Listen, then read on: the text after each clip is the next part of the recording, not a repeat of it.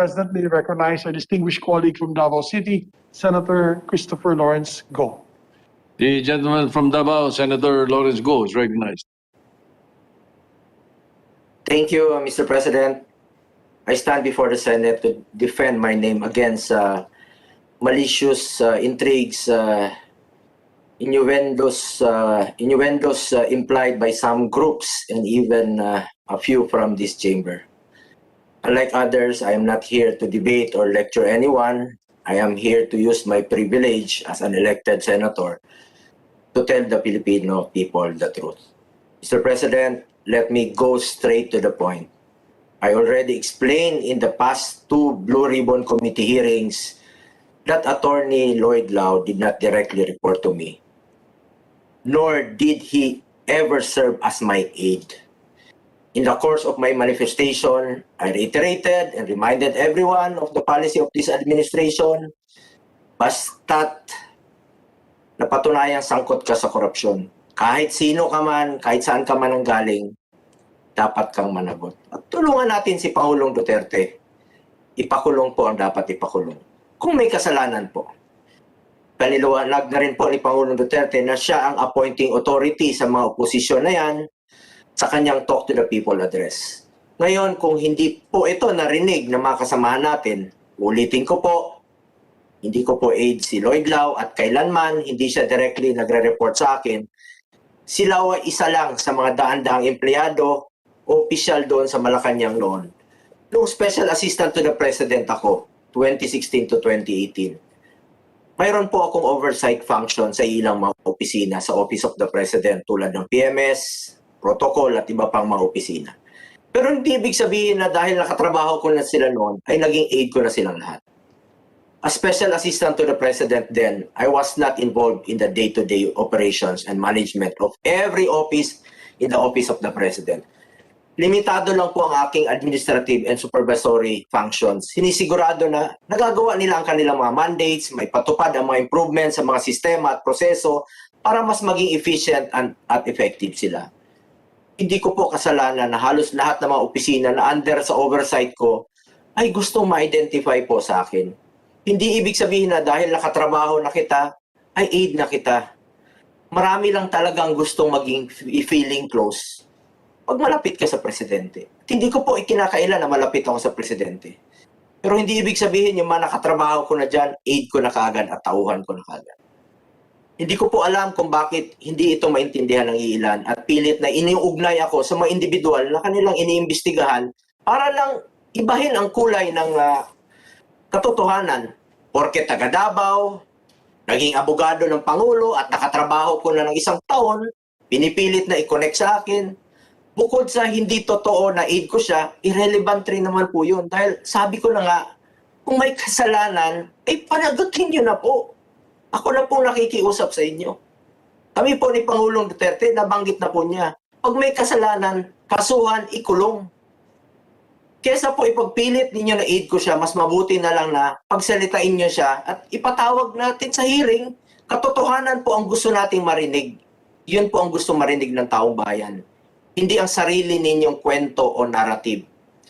Mr. President, naalala niyo po sa simula ng pandemic, halos lahat humihingi ng PPEs, face mask, face shields, kahit mga mababatas humihingi para sa mga lugar nila, sa mga lugar ninyo. Kasi alam niyo naman ang sitwasyon noon, gaano kahirap, gaano ka-limited, yet government did its best to provide. Andarapa po ang sitwasyon noon. Hirap na hirap po tayo, hindi natin alam anong gawin natin dahil bigla nga po itong pandemic na ito. Lahat tayo ay nagulat dito. Nagagalit nga kayo noon dahil matagal. Matagal naman talaga ang procurement process ng gobyerno. Alam nyo naman, mas matagal kayo sa national government kaysa sa amin. Bago pa nagsimula ang administrasyon na ito, may PSDBM na. Pero buhay po ang nakataya dito. Sabi nga ni Pangulong Duterte, when the pandemic started, we had nothing. Name a country who was prepared. Wala po. The same people complaining last year that we were too slow are the same people complaining when government worked with what they had, given the limitations of our bureaucracy, to provide what they can at a time when demand far exceeds supply. Hirap po tayo nun, Mr. President, as in, kandarapa. Lahat po tayo nagkakandarapa nung panahon yon. Mr. President, I support our collective goal to find the truth. But if we do not know how to listen, or worse, if we already have a conclusion, even before getting all the facts, then we have failed in providing the people true and accurate information. Aren't we all for the truth? I am one with you here in the committee. Sinusubaybayan po ng Pangulo ang lahat. Pinapanood po niya, binabantayan po niya ang lahat. Pinagtatanggol ko po ang ating trabaho. I am with you sa lahat po ng colleagues ko rito para malaman po ang katotohanan. Nakikiusap po ako sa inyo. Pagtulungan po natin, alamin natin katotohanan at kasuhan po natin ang may kasalanan. Alam niyo po, kasama tayo, lalong-lalo na po, sa laban sa korupsyon sa gobyerno. Sana naman po sa tamang paraan, hindi po sa bullying na pamamaraan. Importante sa ating lahat ang COVID response. We cannot afford to fail. Buhay po ang nakataya, buhay po ang nakasalalay dito. Tumataas ang kaso, 22,000 cases po kahapon. Naging dominant variant po ngayon ang Delta. Nakakatakot po ito. Pero habang tumataas ang kaso, tayo nag-aaway dito, hindi po ito nakakatulong. Kung merong kasuhan, kasuhan na po at ikulong na po. Para makatrabaho na tayo. Marami pong natatakot gumalaw ngayon, Mr. President. Yung mga opisyalis ng gobyerno, takot na pong gumalaw. Wala nang gustong gumagalaw. Kaya po natatagalan lalo. Habang naghihiring, tumataas ang kaso, hindi na po nakaka-focus yung mga government workers natin, lalo na yung mga DOH officials at yung involved sa vaccination efforts natin dahil takot na pong gumalaw. Dati ang mga critics nagsasabi mabagal ang procurement.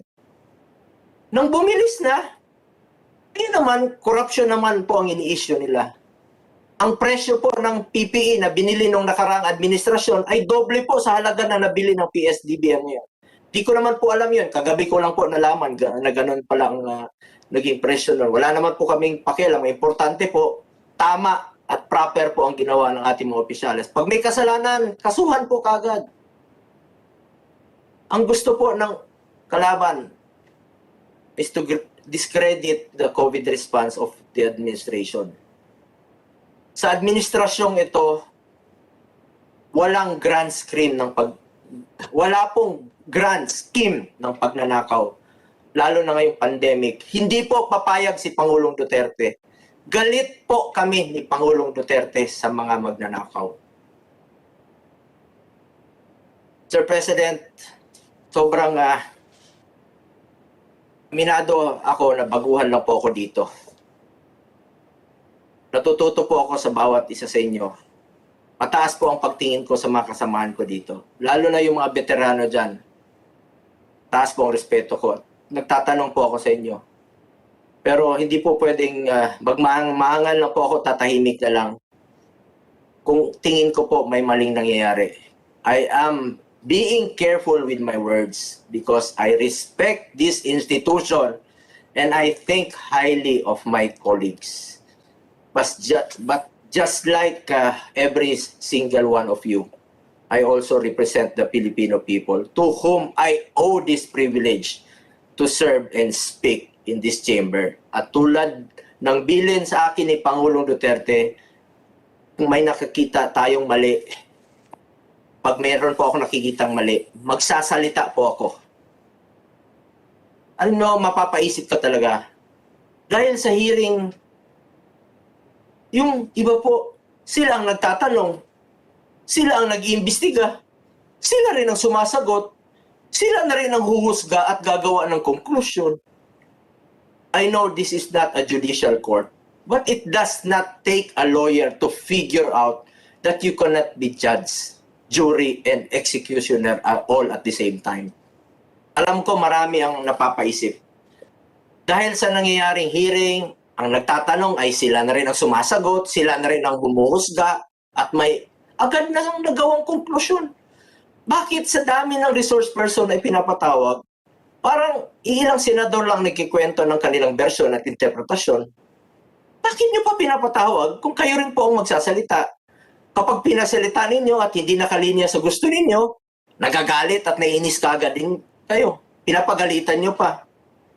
It seems like some already had an answer in their minds. And if they did not get what they want to hear, they will say, the resource person is evasive. Parang may mali naman doon, Mr. President. Kapag napatunayan mong nagsisinungaling, i-hold mo in contempt. Marami naman po kayo na ipakulong nun. Pero patapusin mo namang sumagot at kung may tanong pa, let him clarify that I believe is the real essence of inquiring. Ang testigo nga sa korte, binibigyan ng respeto ng hukom. If an adverse counsel bullies a witness, the judge orders the counsel to stand down. Dito sa hearing na to, it seems like basic human decency and courtesy have been forgotten. Kahit sa ang diskusyon, maging sa plenaryo, sa korte, o maging sa usapang kanto, alam mo naman kung hindi patas ang kausap mo, pakiusap ko lang, ay huwag sana natin linlangin ang publiko. Mr. President, sobrang unfair naman po. Para lang sumikat ka, ikaw lang nag-iimbestiga at nagtatanong, ikaw pa ang sasagot at huhusga. Tapos magagalit ka pag hindi ayon sa gusto mo ang sagot. Tapos ngayon, nandadamay ka pa ng kapwa mo, Senador. Oo! Pinasalita mo ako. Binigyan mo ako ng oportunidad na klaruhin ang mga bagay na pasarin laban sa akin. Kahit na minamadali mo ako, salamat na rin at binigyan mo ako ng oportunidad magsalita. Pero paglabas naman sa Senado, sasabihin mo sa interviews na parang utang na loob ko na nakapagsalita ako. Mr. President, tulad ninyo lahat, kinalal din po ako ng tao dito. Karapatan ko po magsalita dito. At sa mga hearings na miyembro naman ako, hindi ko yun utang na loob sa sino man sa inyo dahil pribilehiyo at responsibilidad yun na ibinigay sa akin ng taong bayan bilang kanilang representante. Remember, pareho tayong senador dito. Pareho tayong halal at pinili ng tao. Baka nga mas marami pa akong boto sa iyo at mas maraming nagtitiwala sa akin ng mga Pilipino.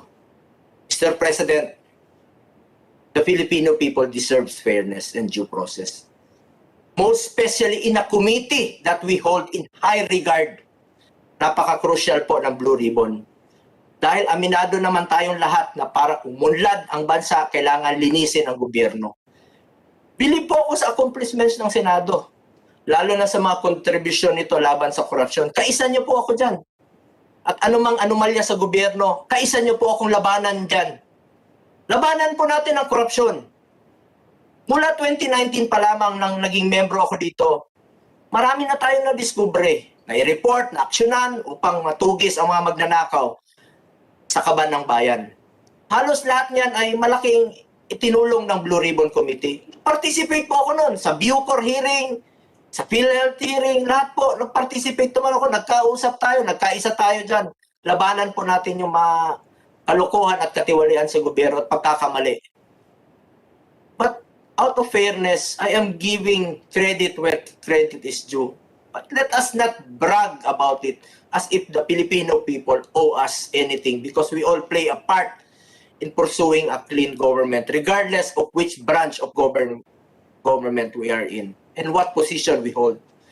Given this, I just simply want to raise a query here. But since it is a common knowledge that the chairman of the Blue Ribbon Committee is also the chairman of the Philippine Red Cross, which is in the early days of the COVID-19 pandemic, entered into multi-million peso memorandum of agreement with PhilHealth. Hindi ba may conflict of interest na isa sa iniimbestigahan mo ay katransaksyon ng organisasyong pinamumunuan mo? Nagtatanong lang po, Mr. President. Pinapagalitan mo. Pati ako, nadadamay, tinatawagan mo. Bakit hindi nababayaran? Ako, kasamahan mo sa gobyerno. Papagalitan mo kami. Ano namang kinalaman ko? Tulay lang po ako. kung maaari, nagiging tulay lang po ako sa executive para mapabilis po ang lahat ng proseso. Dagdag pa dyan, hindi ba disadvantageous sa gobyerno at against the law ang paghingi ng advance payment? Anyway, let us save that discussion for another forum. Nagtatanong lang po ako. In the spirit of fairness and impartiality, shouldn't the Blue Ribbon Committee Chair inhibit himself from further hearing all matters involving PhilHealth? Make no mistake, Mr. President, I will not present any conclusions here without due process and fairness. Tinuturuan po ako ng tama at kailanman ay magiging patas po ako. Sana naman po, maging patas rin po kayo. Sabi niya pa naman po, patas po siya. Patas nga ba? Sabi niya, lahat pwede magsalita sa hearing niya. Totoo nga ba? Sabi niya, the truth must come out. Pero bakit parang iba ata ang pinapalabas niya? Prangkahan lang po. Doon lang po tayo sa totoo. Hayaan na lang po natin ang publiko ang humusga. Anyway, napapanood niyo naman po. Sa totoo lang, malaki po ang respeto ko sa inyo noon pa. Papasalamat po ako sa inyo. Kakasama po tayo noon. Lagi po ako nagpapakumbaba sa inyo. Kaya siguro ang trato mo sa akin ay hindi kapwa senador. Kahit sa mga hearings, umpisa pa lang. Noon pa, magkatabi tayo sa isang hearing. Kahit sa mga hearings, ang trato mo sa akin, parang resource person lang na pwede mong barahin habang nagsasalita. Other senators were accorded the privilege to have an opening statement in the hearings. Bakit ako kailangan mag-stick sa topic na gusto mo? Pareho naman po tayong senador. Mr. President, ako pong diretsong kausap. Kung may gusto ka pong sabihin at punahin, lapitin niyo lang po ako. Ilang pinto lang pagitan ng opisina natin. Narinig ko pa sa media na sinasabi ng ilan dyan, senador na ako, bakit patuloy pa rin ako malapit sa Pangulo? Ang karapatan mo na questionin ang pagiging malapit ko sa Pangulo. Nangako ako sa Pangulo, hindi ko siya iwanan habang buhay. At amin na lang yon. Dahil mahal ko ang Pangulo. As long as walang conflict po sa trabaho na ginagampanan ko bilang senador, wala kang karapatang questionin ito at wala kang pakialam. I noticed that nobody seemed to complain about my proximity to the President. When you would have me say something to him or ask him to do something for you, tawagan mo ko, ating mo kay Pangulo. Noon pa, walang reklamo. Walang reklamo kapag ginagamit nyo akong tulay sa ating Pangulo. Pag hindi pabor sa inyo, pero kapag disadvantageous sa inyo, at ngayong malapit ng eleksyon, bakit pupunahin ninyo? May nagsasabi dyan, nagpapaka-EA daw ako. Hindi ko po kinahihiya yan. 1998 pa po ako nagtatrabaho sa kanya. Naging senador na po ako ngayon. Papasalamat po ako kahit na isa lang po akong munting EA po. Sa mga EA po, huwag kayo mawala ng pag-asa.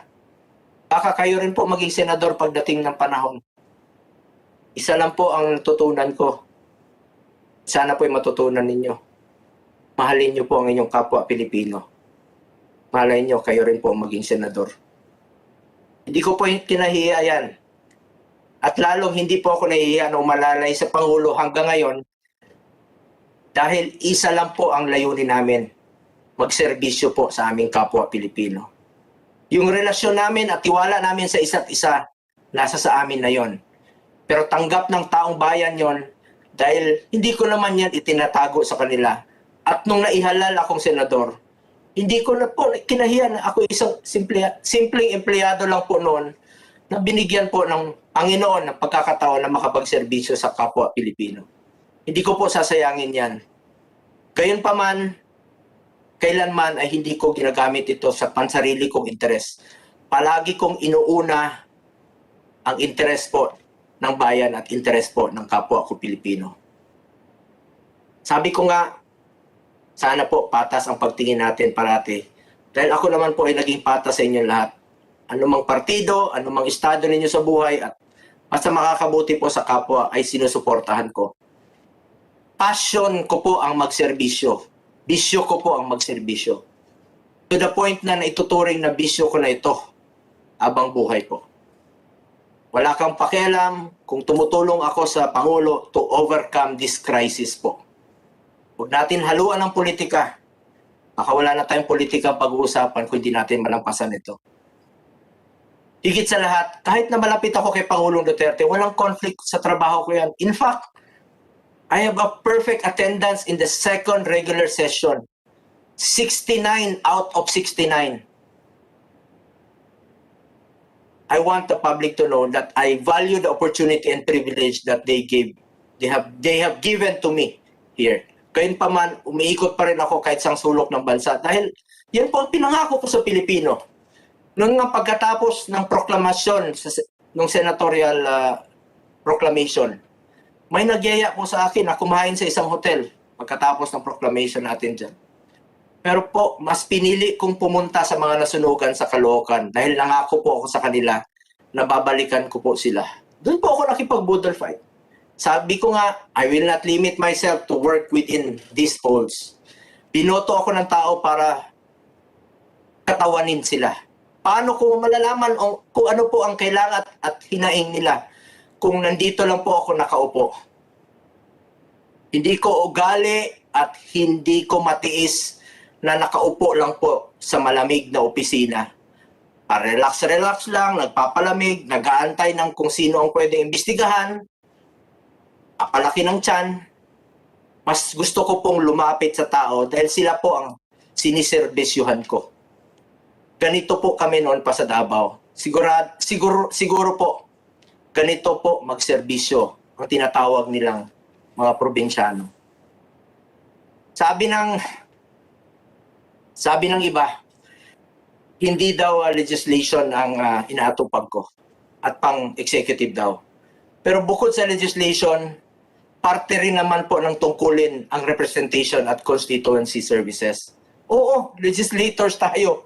Pero higit sa lahat, public servants po tayo. Ito ang nakasanayan ko. Dito po ako namulat. Pagtulong po sa mga mahirap at pagserbisyo po sa kapwa ko Pilipino. Mr. President, sa mga nag-aakusa sa akin, ulitin ko, hindi porket kakilala at katrabaho ko ay idadamay na ninyo ako sa panghuhusga ninyo. Huwag ninyo ako ipilit, ipasok sa gusto ninyong narrative. Sabi ko nga, doon lang tayo sa totoo. Moreover, we should not just respect a co-equal branch only when it is beneficial to us. Why question the appointing authority when his right to do so was given to him by the Constitution? If you have reservations on the qualifications of people in the government, question it before the proper courts. And if you want to change the qualifications, pass a law to favor what you want. Kahit anong mga administrasyon yan, reality is that appointments are not only based on merit but also trust. Whether it's in the capacity of the person or his character. Bakit issue ngayon na puro taga Davao ang na-appoint? Ano pong masama doon kung sila ang pinagkakatiwalaan ng Pangulo? Ano tingin niyo sa Pangulo? Hindi marunong kumilatis? Personal choice niya po yan. Hindi porket abogado niya, tao ko na. Abogado niya po yan noon pa. Huwag kayong magmalinis. Sa mga opisina ninyo, wala ba kayong katrabaho na kamag-anak, ka-fraternity, ka-probinsya o kaibigan? Sabi ko nga, doon lang po sana tayo sa totoo. Maging patas po tayo. Alam niyo po, ano po ang punto ninyo kung kakilala ko si Lau? Ano po ang pakialam ko sa kanya? Ako na nga nagsabi na ipakulong nyo na po kung may kasalanan. Wala kaming pinoproteksyonan dito. Diretsahan na po tayo. Meron tayong ombudsman, kasuhan, may sandigan bayan, ikulong po ang may kasalanan. Nabanggit na rin po kanina, napaka-unfair naman po sa mga iilang abogado na mula sa Davao. May sarili pong career na nag-aral, pinaghirapan po nila. If qualified naman po sila, hindi naman po bulag ang Pangulo. Sila po ay mismo ang pinipili ni Pangulong Duterte, being the appointing authority. Nagkataon lang po na ako ang naging tulay kay Pangulong Duterte. Iilan dyan sa inyo mismo? Ilang beses niyo po ako tinawagan? Ikaw po mismo. Meron kang nirecommend noon. Tinawag mo sa akin. Nakarating kay Pangulo. Na-appoint ni Pangulo. Meron bang nag-question? Kung qualified naman po yung tao, na-appoint po ng Pangulo. Ito sasabihin mo na dumadaan sa akin, ikaw mismo. Tumatawag at nagre-rekomenda. Kang magmalinis. It is the President's prerogative who to appoint in his office and in his administration. Kung gusto mong makialam sa mga appointments, maging Pangulo ka po. Kung may kasalanan silaw, walang pumipigil sa inyo na kasuhan at ikulong. Wala akong pakialam kay Lau. Kung kini-question nyo bakit siya na-appoint, tanungin nyo po ang Pangulo. Siya naman po ang appointing authority. Kung gusto ninyo na paliwanag, ito po, pakinggan ninyo po si Pangulong Duterte para malaman po natin bakit silang na-appoint. Kindly play the video, please.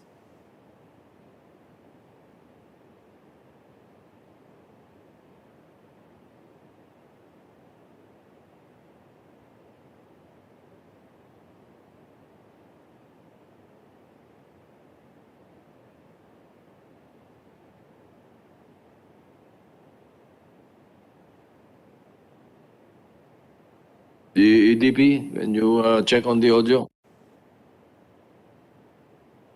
We cannot hear. The people on the floor cannot hear. The senators on the floor cannot hear the audio.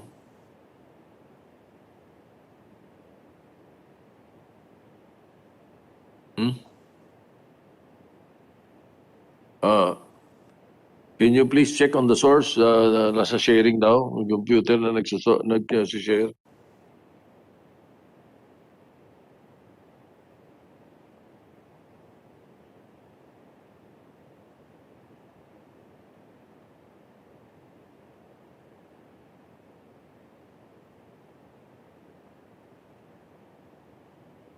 You do not have the ascendancy to question this executive prerogative.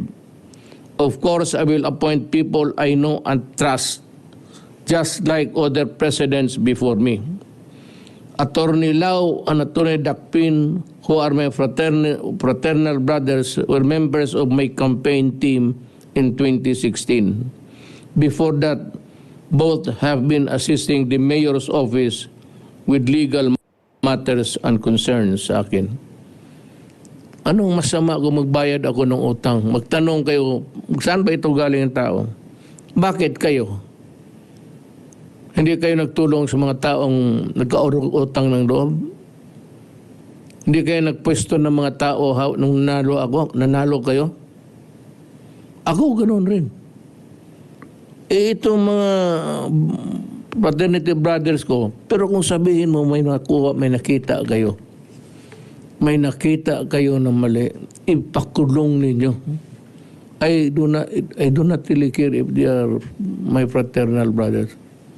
Walang sa usapan niya magpwesto ko sila na magnakaw. Ipakulong ninyo. No, believe ako sa inyo kung mapakulong ninyo.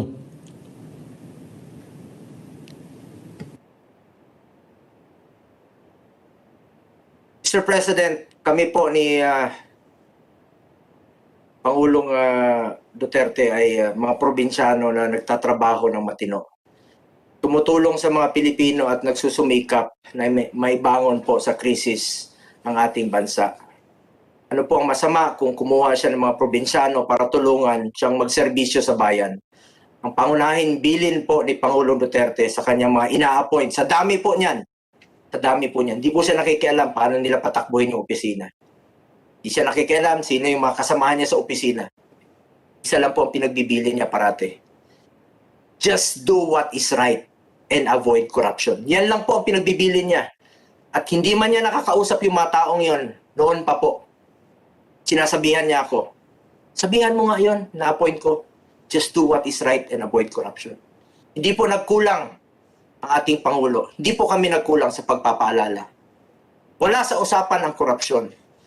Kasi kung gusto mo talagang tumulong sa administrasyon, gagawin mo po kung ano ang tama. We are one with you in eradicating corruption in this country. Now, if you believe that people have committed crimes and should be punished, then file the necessary cases and give our prosecutors sufficient evidence to ensure that these people are indeed punished. Patunayan natin kay Pangulong Duterte at lalo na sa mga kababayan natin na may kahitnan po ang mga hearings na ito.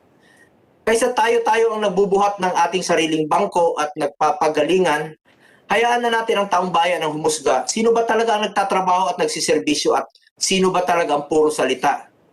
Hindi nyo na po kailangan enumerate ang mga nagawa ninyo. Kung totoo yan, hayaan nyo na po ang mga nakabenepisyo ang magsalita. Nasa gitna po tayo ng pandemya. Pero pansin na pansin po kung sino po yung gustong magpasikat.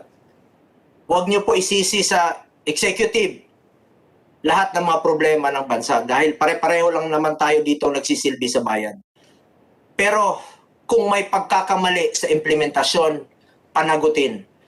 Huwag niyo po isisi sa kanila ang inabutan nilang sistema dahil resulta lang po yan ng ilang taong mga batas na naipasa rin mula sa plenaryong ito na kinagisnan na lang lahat at pilit nating isinasaayos. Kaya nga ito tinatawag nating in aid of legislation para ayusin ang dapat ayusin.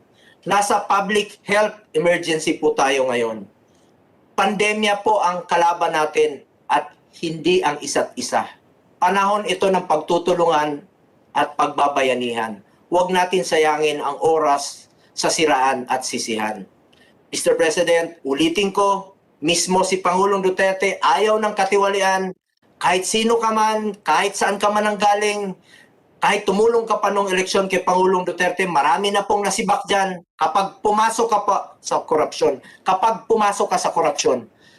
yari ka po. Panoorin niyo po ito.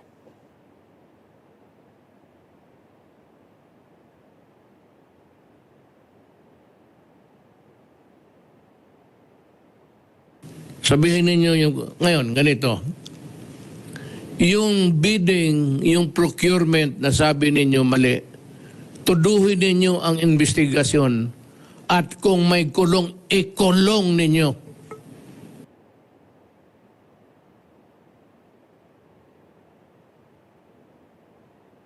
Kung may nakita kayong anomalya, kalokohan, overpricing, kasuhan na kaagad at ikulong. Yan naman po ang pangunahing campaign promise ng Pangulo. Campaign against illegal drugs, criminality, and corruption. Dito rin po ako nakatutok. Labanan po ang mayan. But admittedly, it's very hard to totally eradicate corruption. Marami pa rin dyan, pero hindi tayo susuko na labanan ito. Di po kami sumusuko na labanan ito. Magtulungan po tayo laban sa korupsyon. Maalala ko pa noon, sinabi ni then Mayor Duterte po sa mga nagpapatulong sa Davao. Napakatagal po sa local government ng Davao. Kahit tanungin niyo po yung mga ninegosyo dyan. With respect po kahit tanungin niyo po kay dating former Senate President Manny Villar. Sa mga ninegosyo po sa Davao ng mga subdivision, bilin po ni Mayor Duterte sa akin noon. Nagpapatulong po sila sa mga permits. Kapag nagbigay po, huwag mong tulungan. Kapag hindi nagbigay, tulungan mo at alalayan mo makumpleto ang mga papeles at huwag pahirapan. Yan po ang natutunan ko kay Pangulong Duterte. Sa nabanggit naman po kanina, handa ba ako magpaimbestiga? Bilang senador, handa po ako magpaimbestiga. Wala po akong tinatago. Wala po akong kinakatakutan. Mas mabuting malaman ng tao ang katotohanan para matapos na rin po ang haka-haka mula dyan kay Lau na yan. Ang hindi ko maintindihan,